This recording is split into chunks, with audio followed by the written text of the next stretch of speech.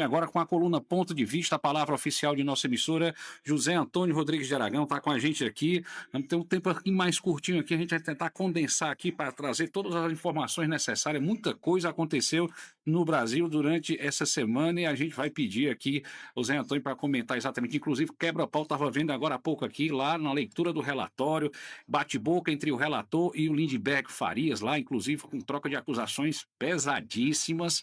O presidente da CPI ameaçou retirar o Lindbergh do plenário. O pessoal do PT queria direito de resposta ao Lindbergh, que a bagunça está grande lá depois da decisão de ontem do Supremo, que resolveu derrubar a decisão do André Mendonça e dar fim à CPI, prazo final amanhã, mas está sendo lido hoje o relatório. Zé Antônio, já vou começar por aí, já que o pau está quebrando lá em Brasília. Foi justa a decisão do plenário do Supremo? Vale salientar que ontem pela manhã rolava nos bastidores de Brasília que o Alcolumbre estava pé da vida, ameaçando abrir os processos de impeachment contra os membros do STF, ameaçando deixar a CPI da Lava Toga acontecer, e aí de noite, 8-2, derruba-se a decisão do André Mendonça e dá fim à CPI do INSS. Zé Antônio, boa tarde. Boa tarde, Ciro. Boa tarde, ouvinte da Serra Grande FM. Isso aí tem uma resposta curta e grossa. Você viu aí, pelo seu comentário, o Alcolumbre começou a fazer isso aí anteontem. Foi. Certo? Ele começou a fazer anteontem. Começou a soltar os balões dele, dizer que ia liberar a Lava Toga, que ia liberar processo de impeachment de ministro, inclusive, tá certo? Disse que tinha vários processos, ia pegar os mais cavernosos, ia colocar em pauta.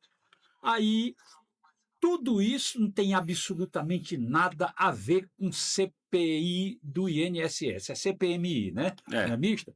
Tem nada a ver com CPMI do INSS. O Supremo fez isso e o Alcolumbre fez essa pressão. Tem tudo a ver com o Banco Master, tá certo? Porque tem gente atolada até o pescoço nessa encrenca. Lá do Supremo tem dois que a gente sabe.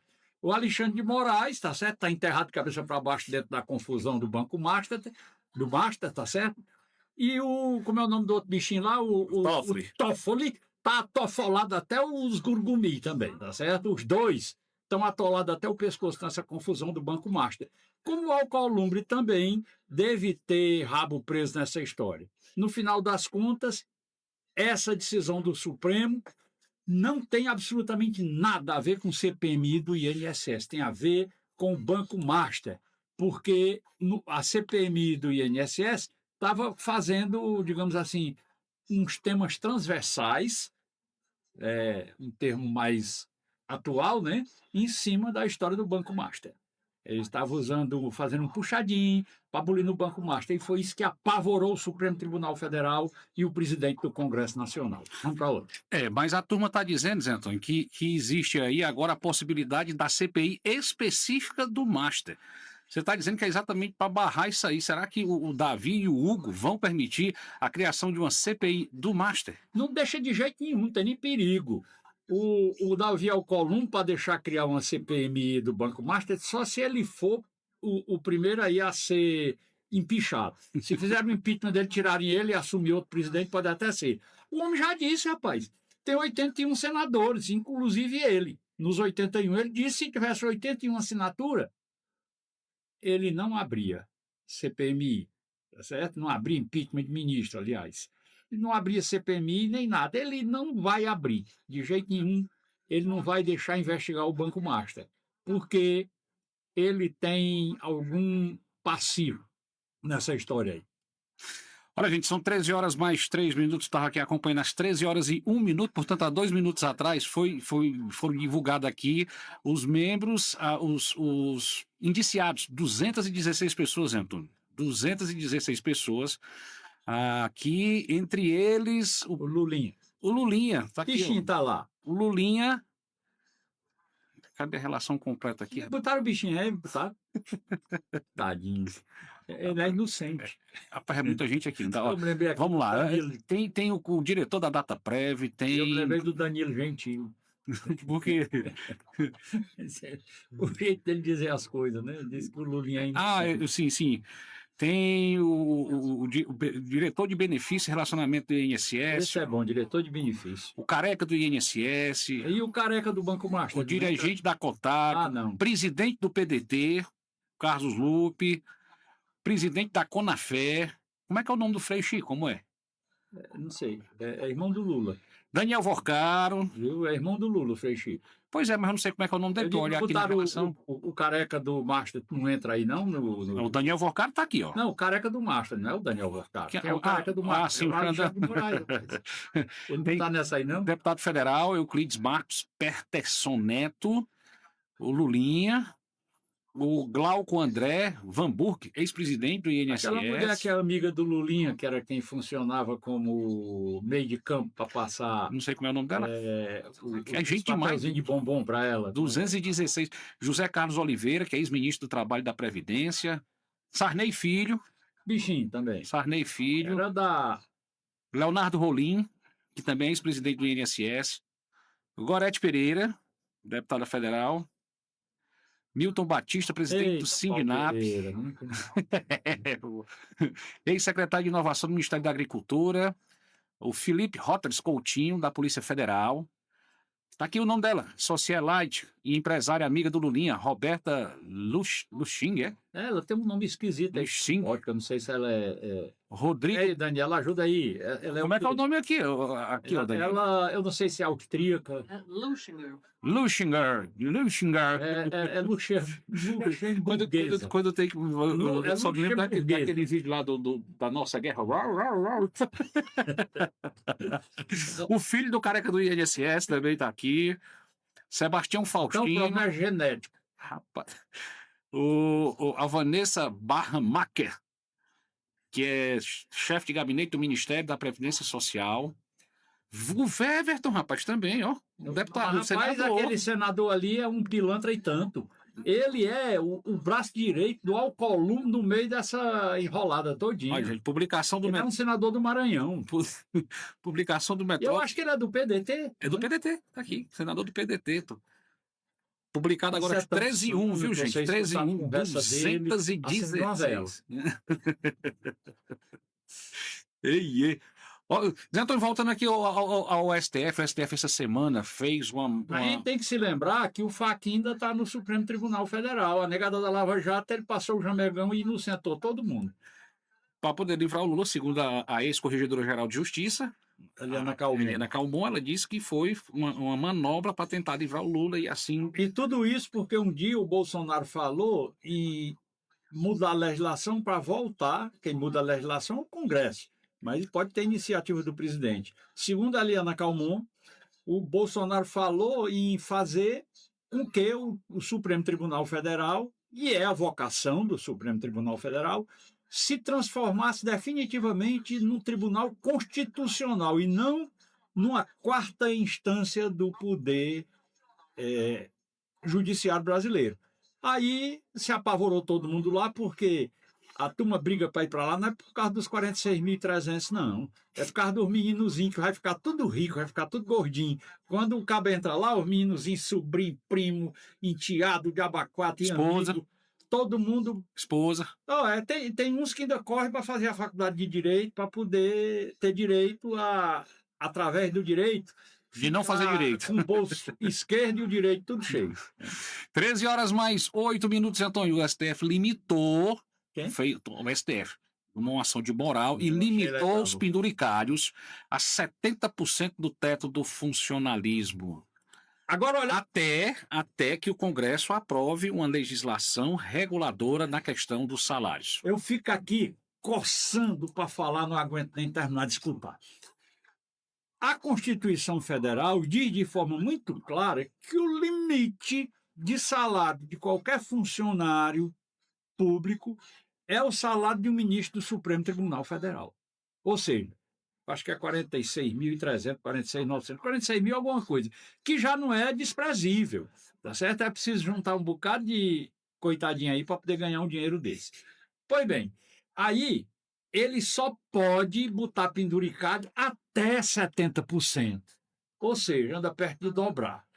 Mas aí tem uma coisa engraçada, a Constituição fala que o limite é aquele salário do Supremo. E os próprios ministros do Supremo, que têm como dever constitucional proteger e fazer respeitar a Constituição, são os primeiros a avacalhar a Constituição. Eu já falei isso aqui há poucos dias atrás, que no Brasil, quem mais dá mau exemplo, quem mais desrespeita a Constituição Federal, são exatamente os ministros do Supremo Tribunal Federal.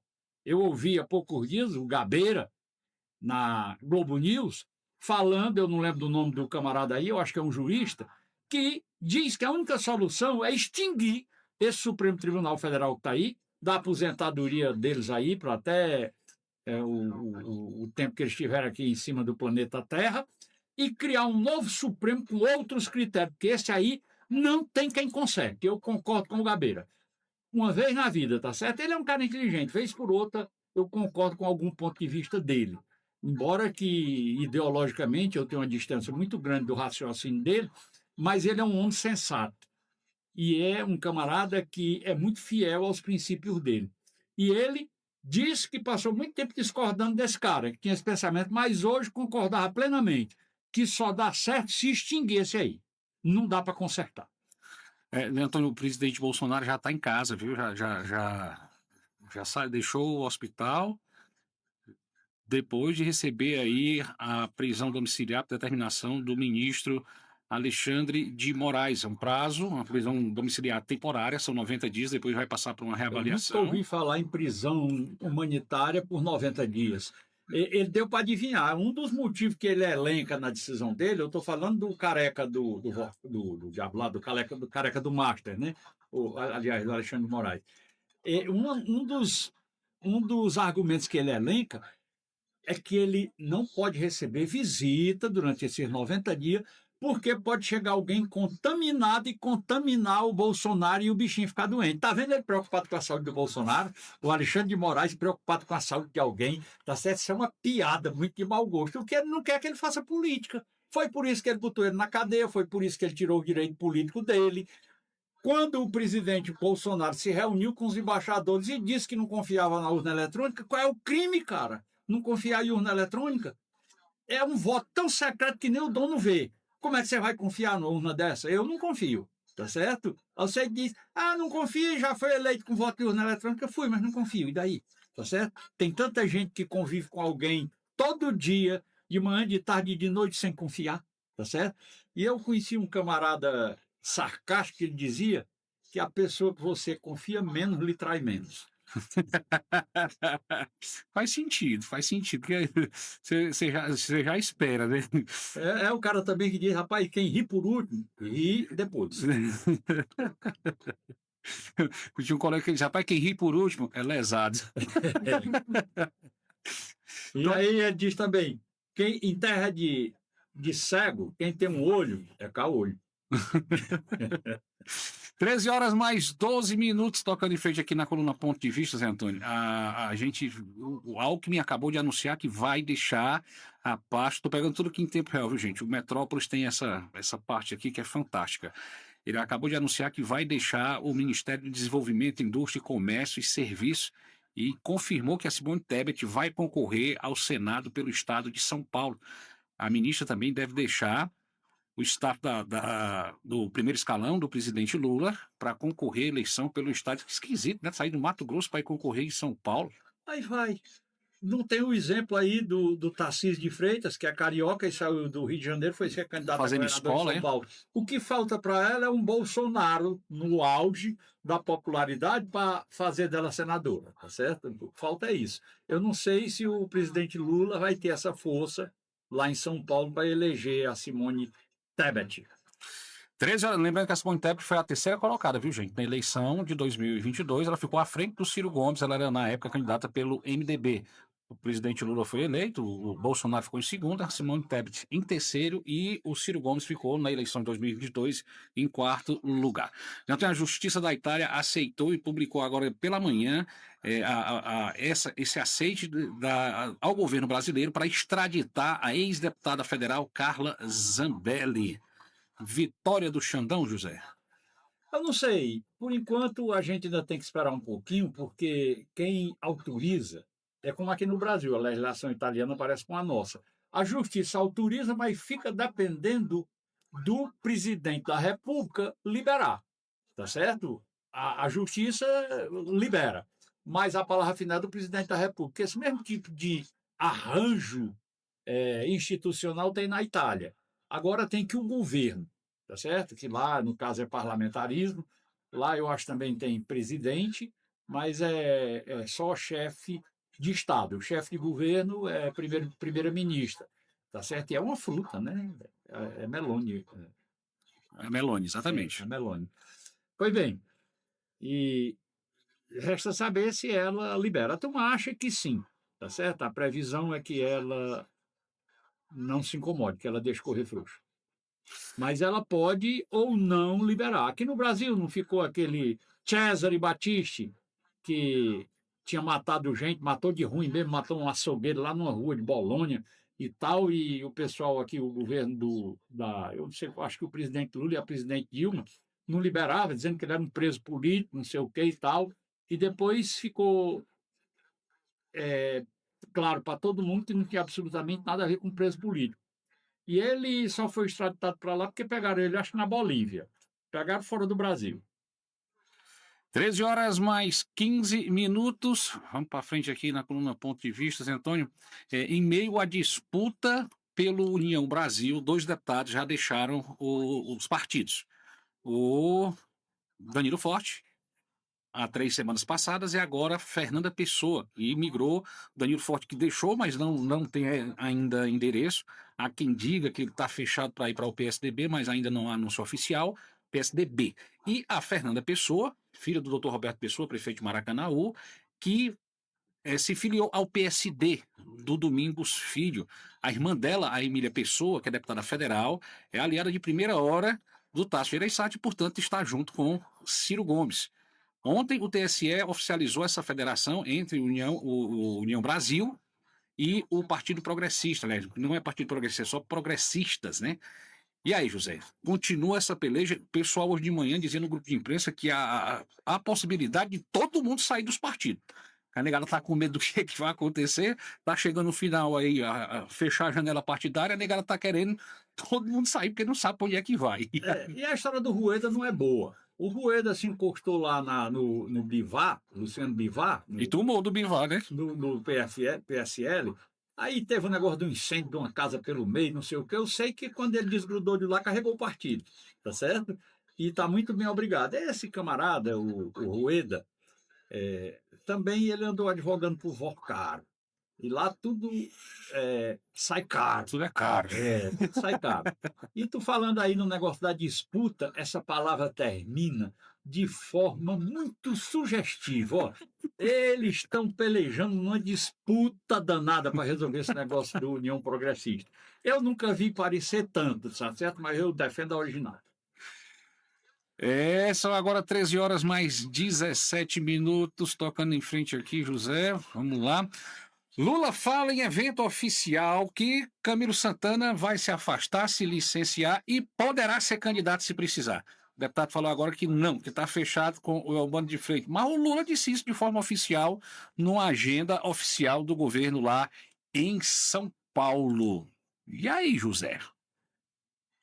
Eu tenho cá com os meus botões, minhas dúvidas, porque o doutor Camilo Santana, quando saiu do governo, que ficou a Isolda Sela, ele se montou, tá certo? Não sei se é porque o nome é Sela, mas ele se montou e quem mandava em tudo era ele. Os secretários da Isolda Sela despachavam com ele, tá certo?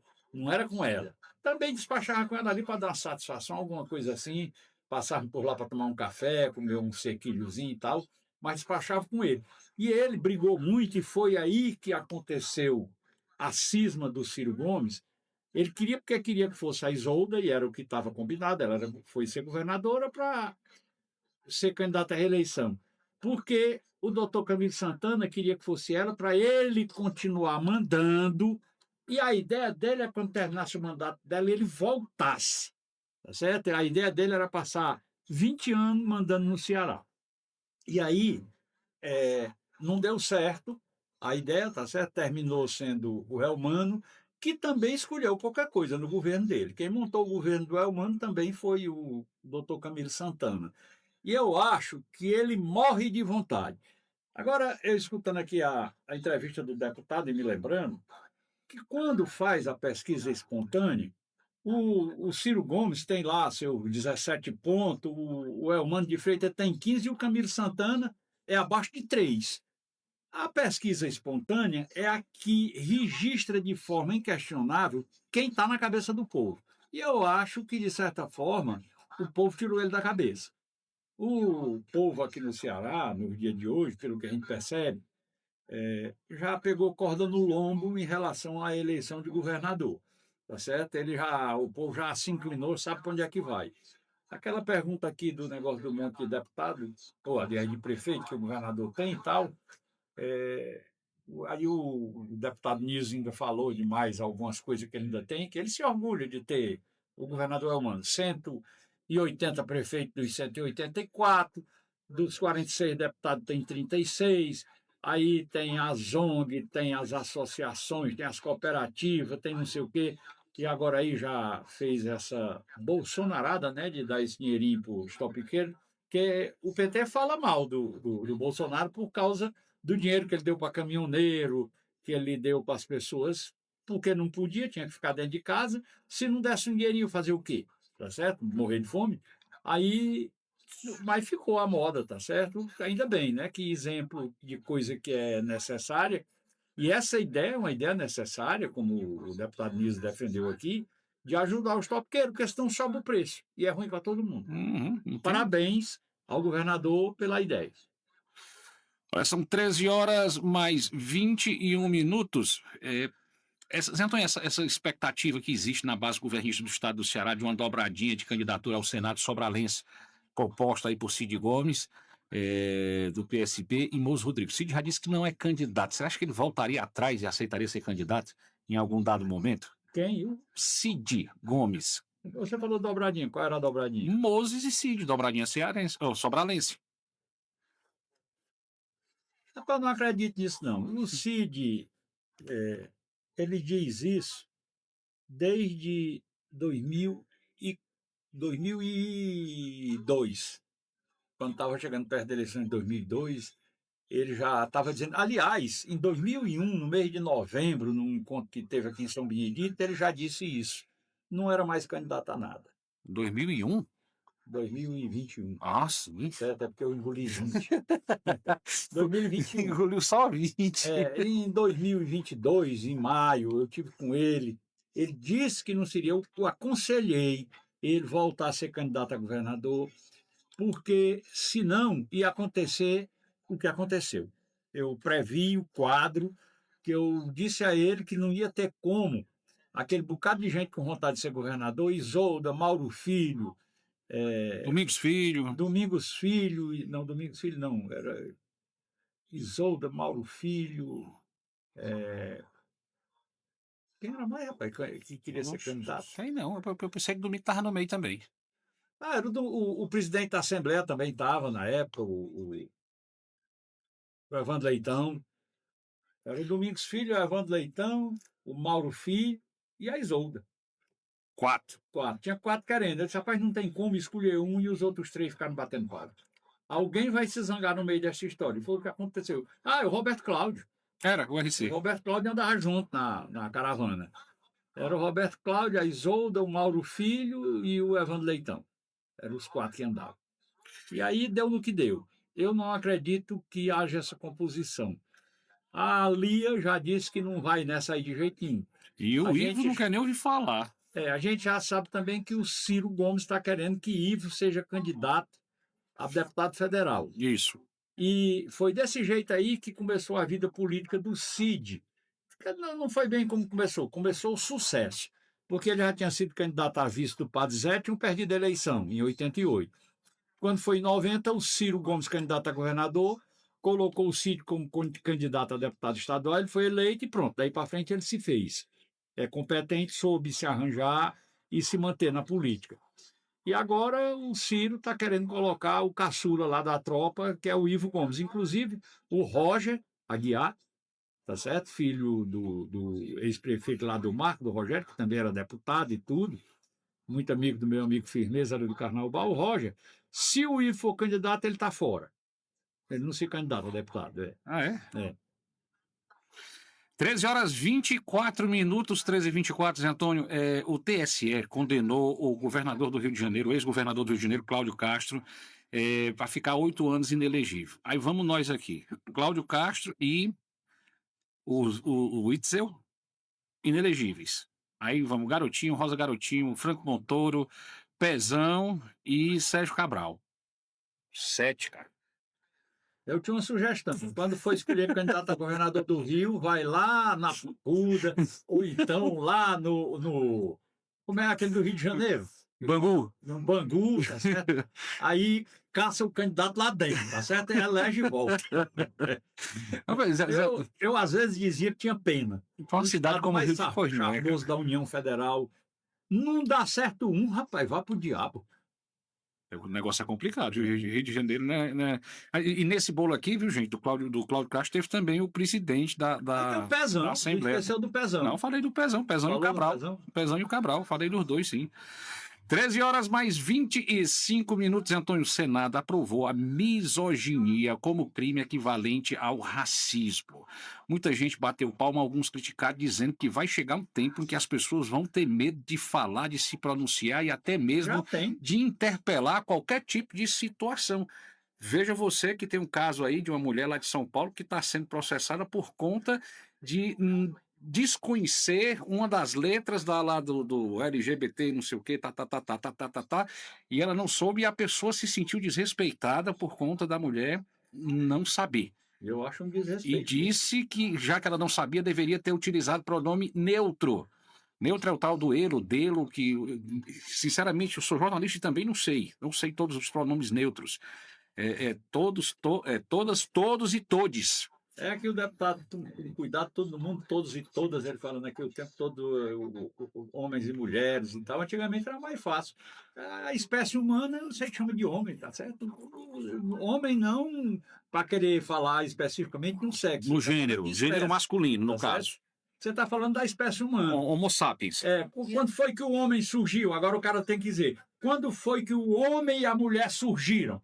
E se não tivesse sido no mesmo dia? Como diabo é que vai ser isso aí, tá certo? Ficam as respostas difíceis. Como é que sabe se foi primeiro o homem ou a mulher? Pois eu não sei, é complicado isso aí, tá certo? Eu acho que o homem nasce de dentro da mulher, a mulher pode ter chegado primeiro. E quem é que fez a mulher? Rapaz, a sementinha sai do homem, tá certo? Na realidade, a vida... É igual o homem e a galinha aí. Na realidade, a vida começa no saco de alguém. A turma diz, né, que foi uma mutação que fez algum réptil se transformar em galinha dentro do ovo. Quer dizer que tem essa, andou rastejando, foi? Tem essa. Pois é. Ainda hoje o cabo rasteja atrás de mulher. 13 horas mais 27 minutos, Antônio. O Romeu Zema convidou, ele, ex-governador de Minas Gerais, convidou o senador Eduardo Girão, também do Novo, para compor com ele a chapa do partido à presidência da República. Caso aceite, o Girão sai da corrida eleitoral do estado do Ceará, deixando somente Ciro Gomes e Eumano de Freitas como candidatos ao governo do estado do Ceará. Muda alguma coisa? Pensa numa saída honrosa. Os dois. Para o Zema?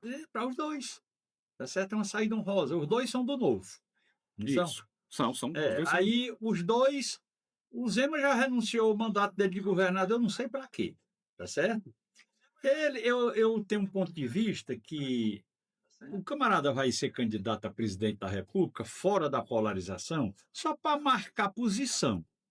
Não é pensando em eleição. É como o doutor Lúcio Alcântara disse, um dia tem até um vídeo dele que circula aí na internet, que ele resolveu ser candidato em 2010, não foi pensando em ser eleito não, porque ele sabia que não tinha chance.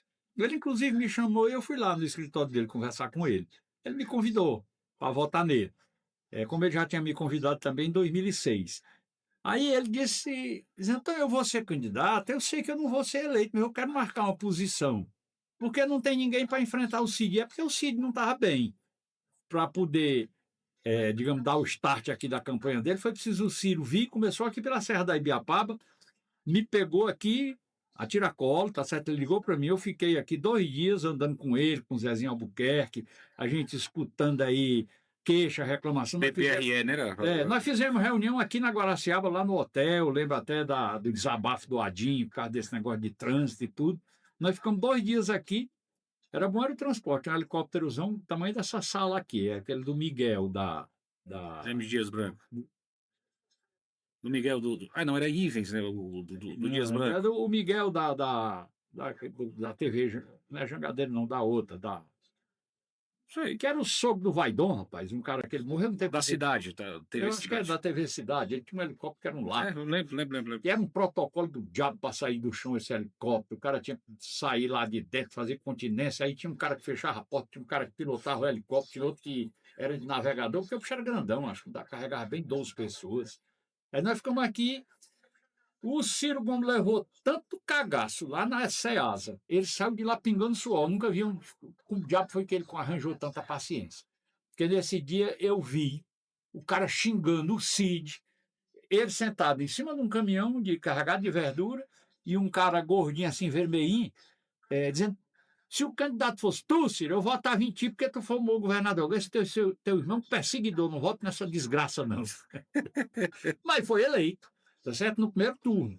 Aí era. Nessa eleição era Ciro, Marcos Caos e Dr. Lúcio. Era Cid, Marcos Caos, Cid, Lúcio, perdão. o Marcos, e resolveu ser candidato depois que o Lúcio tinha resolvido. Tá certo? Porque a negada se animou um pouquinho porque tinha muita resistência ao Cid, mas aí propaganda bem feita, um camarada que entregou muito. O governo dele, tanto o primeiro como o segundo, foram maravilhosos.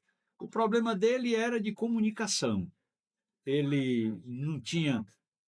Eu lembro o Cid governador, uma vez eu fui para a inauguração da Policlínica lá de Crateús. Dava para carregar o pessoal na caçamba de uma D20. Eu fiquei triste. Eu digo: de uma viagem daqui lá para cá, tá certo? Passei 10% da plateia, porque o povo que estava lá estava em cima do palanque. Embaixo não tinha quase ninguém, cara.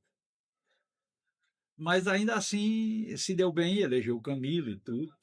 Enfim, mas o doutor Lúcio foi candidato para marcar posição. A gente estava falando aqui do Zema junto com o Eduardo Girão. Para marcar posição, porque, meu ponto de vista, eu ainda não mudei. Eu acho que no Ceará, por força das circunstâncias, e no Brasil, pelo mesmo motivo, não tem segundo turno. Eu acho que a eleição que resolve o primeiro turno. 13h32, meu tempo corrido aqui, vamos lá, Zé Antônio. Só para finalizar, José, a pesquisa eleitoral Ipsos e PEC traz aí Ciro Gomes 45, Elmano de Freitas 33, observados votos válidos, Ciro Gomes atinge 53. A exemplo da pesquisa Datafolha, também venceria a eleição. 53,2 na Datafolha. E aqui 52,9. Ou seja, nos dois casos venceria em primeiro turno. Tem algum simbolismo? Como é que você vê isso aí? A turma do governo diz que é fácil. Ainda ouviu Chagas Vieira, da Casa Civil, dizer que isso é coisa fácil de virar a situação por conta, reverter, pronto, a situação por conta da aprovação do governador Eumano de Freitas, que tem 60% de aprovação, mas apenas 32% de intenção de voto na pesquisa Datafolha. Repetir o número: 60% de aprovação, 32% de intenção de voto. Que leitura pode ser feita desses dois números, José? A gente vê muita coisa, às vezes, dessa natureza. Eu, conversando com um camarada que teve a casa desapropriada lá em Sobral, pelo Cid, quando foi prefeito a primeira vez, foi ali para fazer aquele mercado que ele fez ali pelo centro da cidade. E esse cara tinha ódio desse Cid Gomes. Aí, quando foi na reeleição do Cid, em 2010, eu conversei com ele um dia lá em Croatá. Aí ele chamou, disse: rapaz, eu tenho muita raiva daquele filho da puta. Ele usou essa palavra, tá certo? Que é o palavrão, mais palavrão que tem no Brasil, é esse aí. Eu sei quem é. Certo? Aí disse: mas eu vou votar nele. Eu vou votar nele porque o Peste trabalha, tá certo? E eu vou homenagear a competência e a boa vontade dele de fazer as coisas. Eu sou puto de raiva dele, tá certo? Eu tenho ódio dele, mas vou votar nele, tá certo? E tem um cara que morre de querer bem o candidato, sabe? Eu quero muito bem o fulano, mas eu não voto nele, porque ele é uma lástima e tal, tá certo? Política tem de tudo. Mas o fato do governador Eumano ter 60% de aprovação, na aprovação ele não está concorrendo com ninguém, tá certo? Ele é o governador, o concorrente dele é ele mesmo. tá certo? Aí tem 60% das pessoas que dizem que aprova. No meio daqueles ali, tem uns que aprova trouxendo o focinho, uma coisinha, tá certo? Isso não quer dizer coisa demais também, não. É um indicativo muito importante para a pesquisa. Você é um camarada que tem 60% de aprovação, agora faça a pergunta. Você acha que está fazendo uma gestão ótima, boa, regular, ruim ou péssima? Aí você tem uma forma mais objetiva de avaliar. Porque às vezes o camarada que diz que aprova, ele vai talvez classificar, boa parte desses 60% vai classificar como regular, e talvez até uns vão dizer que é ruim. Rapaz, como é que tá esse negócio? É capaz tá ruim, mas tá indo aí, tá certo? Na pesquisa estimulada, o cara mostra o candidato, aí você tem uma disputa. O cara se lembra, diz, rapaz, até que eu aprovo o trabalho desse cara, mas o Ciro era um milhão. Você tem um contraponto. Porque na vida, de uma maneira geral, tudo no mundo você julga por comparação. É. Comparativo geralmente toque de 13h35. José, algo mais que você queira colocar? Rapaz, tinha um bocado de coisa, mas não lembro mais não. Aqui, Foi um dia atípico, né, gente? A gente recebeu aqui o deputado Nilson Costa também, então acabou que correu um pouquinho, mas foi muito boa a participação do deputado, maravilha escutar ele aqui, até para que as pessoas conheçam também e possam, no futuro, levar suas demandas também ao conhecimento dele, para que ele possa, lá na Assembleia, falar por nós também, né, José? a história da estrada, até uma pessoa, que o deputado falou aqui, ele está com a mesma impressão que eu vi um rapaz falando, eu até te perguntei, que ele disse que iam fazer o acostamento e tal. Quem vai fazer acostamento não vai fazer na estrada, vai fazer no acabamento logo, do jeito que está ali, né? Mas eu estava me lembrando aqui da gafe do presidente Lula, né? Ele Ah, disse que o Brasil avança para se tornar um dos países mais respeitados do mundo no crime organizado. Tá certo? Aí eu me lembrei, sabe de quem? De Jesus. Jesus, embora que você que está me ouvindo não seja religioso, não ache que Jesus é Deus, mas no mínimo você tem que admitir que ele era um filósofo muito sábio, muito inteligente. E ele um dia disse que a boca fala aquilo de que o coração está cheio. Quando o presidente Lula diz que o Brasil vai evoluir para ser um dos países mais respeitados no mundo no crime organizado, é o mesmo presidente Lula que um dia falou que não aguenta mais ver um jovem ser preso porque roubou um celular para tomar uma cervejinha. É o mesmo Lula que um dia desse falou que os usuários de drogas são culpados, tá certo? Tem culpa de existir o traficante, tá certo? Ele acha que o culpado da confusão dos crimes aí por causa de tráfico de droga é dos usuários, não é dos traficantes. É a mesma pessoa, tá certo? Aí eu fico com dificuldade de achar que é ato falho, que é porque ele se confundiu. Eu acho aqui, tá certo? Que na realidade o coração dele é cheio dessa certeza e transborda pela boca dele, tá certo? Eu penso que é por aí assim. A cabeça das pessoas é cheia dessas coisas, né? A gente tem que levar em conta que o presidente Lula é muito esperto, cobra criada, como se diz, para dizer uma coisa dessa inadvertidamente. Tá certo? Seria fazer pouco caso da inteligência dele. Que ele pode ter todo defeito, mas burro ele não é. Tá certo? É isso aí. Obrigado aí pelo carinho da audiência e até a próxima sexta-feira, se Deus quiser.